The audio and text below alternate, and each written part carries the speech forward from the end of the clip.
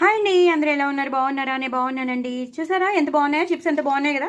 Chips అంటే చాలా మందికి ఇష్టం కదా. ఓకే, అది ఎందుకో చెప్తాను. ఫస్ట్ ఆఫ్ ఆల్ ఇది ఫస్ట్ అయితే నెయ్యి వేసుకుంటాను. ఇది దొండకాయ టమాటో కర్రీ, దొండకాయ టమాటో కర్రీ ఇలా నేను రౌండ్గా తరిగి చేసుకున్నాను. చాలా చాలా బాగుంటుంది దొండకాయ టమాటో కర్రీ అనేది. దీని రెసిపీ నేను మీకు షేర్ చేస్తున్నాను, తప్పకుండా చేసుకోండి. ఇది చపాతీలోకి బాగుంటుంది, అన్నంలోకి అయితే ఒక రేంజ్ అంటే ఒక రేంజా, ఇంకా ఏమని చెప్పాలో కూడా నాకు రావట్లేదు, అంత బాగుంటుందండి. ఎప్పుడు రొటీన్గా దొండకాయ ఫ్రై కాకుండా ఉల్లిపాయలు వేసి కానీ కొబ్బరి వేసి కానీ అలా కాకుండా నేను ఇలా టమాటోస్ వేస్ట్ చేశాను. చాలా చాలా బాగుంటుంది, చాలా చాలా బాగుంది. బాగుంటుంది కాదు, చాలా చాలా బాగుంది. అంత బాగుంది, చాలా చాలా టేస్టీగా ఉంది. మన ఇంట్లో ఉన్న ఇంగ్రీడియంట్స్తో సింపుల్గా చేసుకున్న కూర, బట్ టేస్ట్ మాత్రం చాలా అదిరిపోయింది. తింటున్న వాళ్ళు అలా తింటూనే ఉన్నారు, మళ్ళీ మళ్ళీ వేసేసుకుంటున్నారు. సో ఇంకా రాత్రికి మిగలదేమో అలా ఉంది.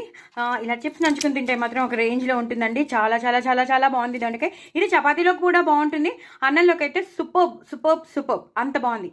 టమాటో పచ్చడి ఓన్లీ కొత్తిమీర పచ్చిమిరపకాయలు వేసేసి వెల్లుల్లిపాయ వేసేసి చేసిన పచ్చడి చాలా చాలా చాలా చాలా టేస్టీగా ఉంది. ఈ పచ్చడి కూడా నేను మీకు తప్పకుండా షేర్ చేసినాను.